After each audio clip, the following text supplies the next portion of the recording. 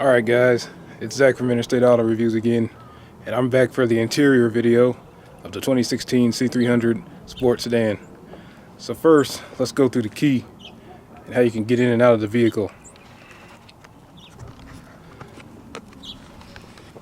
Now this vehicle does come with the Premium 1 package, which does add keyless entry and keyless ignition. So you can use the key if you want to. And there's the key right there. This is the trunk button. It's the unlock, lock, and of course the panic button. So you can just unlock the car like that, or you can lock it with the key.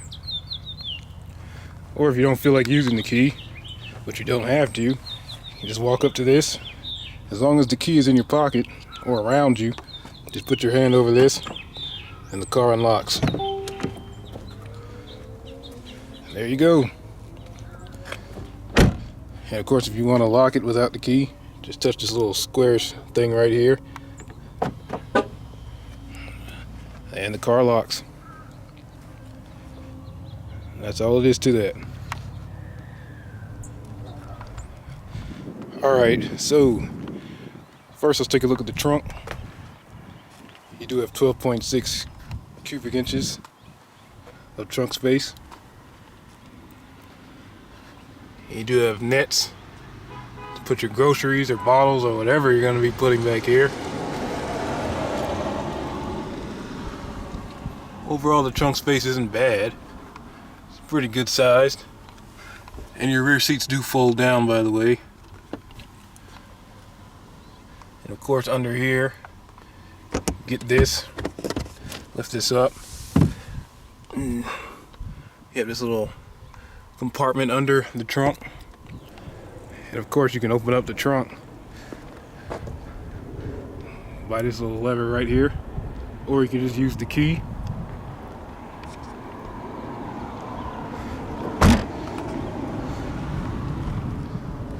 So go ahead and close that. Take a look at the back. Here's your door handles, and of course your one-touch up and down windows. It's one of the speakers for the sound system. And the color of the interior is obviously black. It's black leather. You do have the white contrast stitching. You do have some vents for your backseat passengers. And you have this little thing right here that just you can put up, or you can put it down, and yeah, you do have two cup holders in the back. Just have them come out like that. You can open this. And there you go. And if you're interested, you do have these child seat things here on both sides. This seat and that seat over there.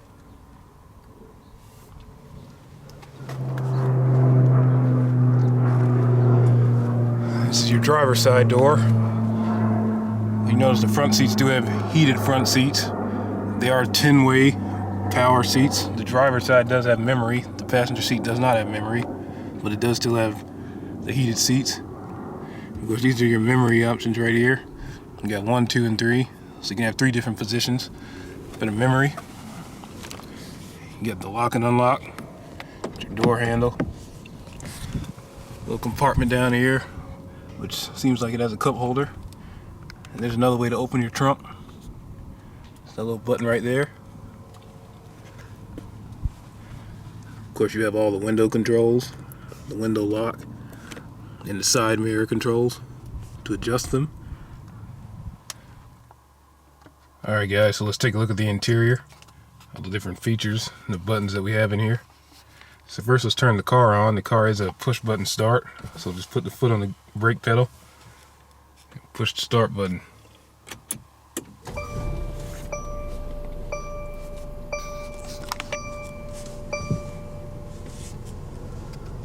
So the car is started. First, you have your leather wrapped steering wheel. It's very nice. You have different controls on it, plus you do have the down paddle shifter and the up paddle shifter behind it, which are mated to the 7-speed automatic transmission.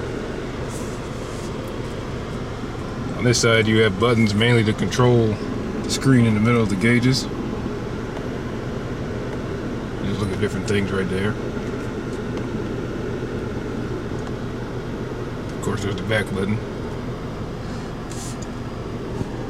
On this side you have your volume controls for your radio, your voice commands, your hang up, and your answer button for your telephone. And of course you have your windshield wipers, which are rain sensing. You do have a tilt and telescoping steering wheel, and you have the speed and cruise control. Over here you have the gear selectors. You have reverse, neutral, drive, and park. The gear selector for the older models used to be in the middle, where this thing is, about where that's at. But now it's right here. So you just flick all the way up if you want to go into reverse. And when you do have a backup camera. If you move the steering wheel, you'll see the yellow lines move.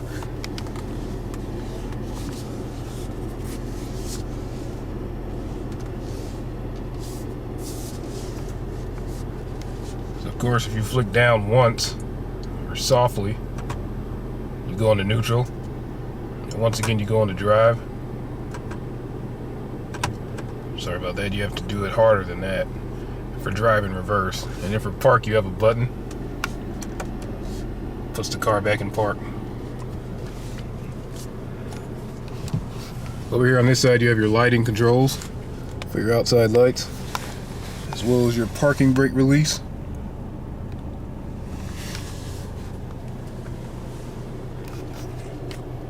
And in the middle, you have an 8.4-inch high-resolution screen, which comes with the multimedia package.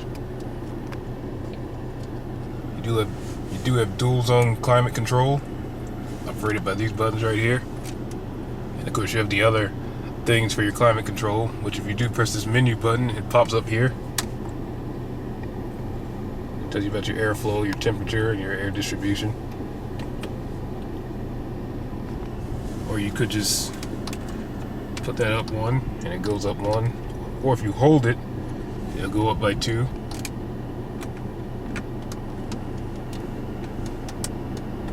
I don't want to leave it up there because we'll burn in this car today. So down here you have your navigation, your radio, and your media buttons. You do have your CD changer. You have your telephone button for different controls in your car. So basically, press that. It tells you about your vehicle settings, the time, dynamic select, consumption in the operator's manual. And there's the hazard lights. Go back to the navigation. You have 3 different cubby holes in the front. One right here. That's where the cup holders are. Of course, you have your cigarette lighter. You have one here in the middle. Press this button here to open it. Then, of course, you have a glove box.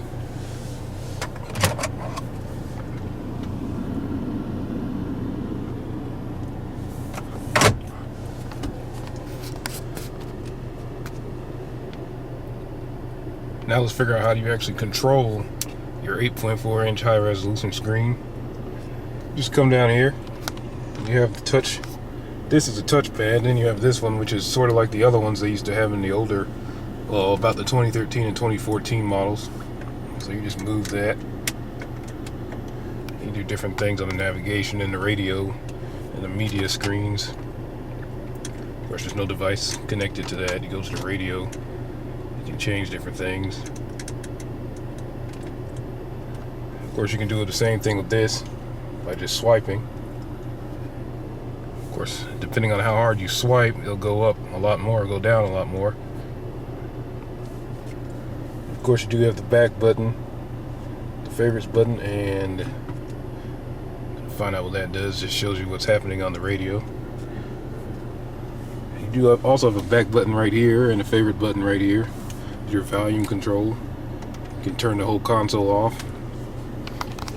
This right here is the eco mode, which basically makes it so you pull up at a red light and you stopped, the car will turn itself off to save gas. You can turn that off, or you can turn it on. There's also the dynamic. Press that to change the different settings, like eco, comfort, sport, and sport plus. So you can take a look at that. It pops up on the screen up here. You have eco, comfort, sport, and sport plus. And you notice the only one that actually turns off the actual eco start stop mode by itself is the sport plus mode. And then you do have individual, but you can just adjust for yourself. So basically eco mode will be your car will save more on gas, steering will be lighter, the transmission will adjust different things with the suspension and the engine to make it so you can save more on gas. Comfort would be to give you the best ride possible, so you're not getting jerked around while you're trying to drive around. Sport is pretty much a little opposite from comfort. You still have some comfort with just a regular sport mode. And Sport Plus is the totally opposite from comfort. It's not comfortable at all, actually. The car does tend to jerk you around in the lower gears, even if you're going slow in the Sport Plus mode. The steering wheel is also firmer. And you will also notice from what I found while I was driving is the Sport Plus mode, the engine seems to be louder than it does in comfort mode. Alright guys, so that's the review. I really hope you enjoyed it. And if you want, hope you subscribe and like the video. And have a good day.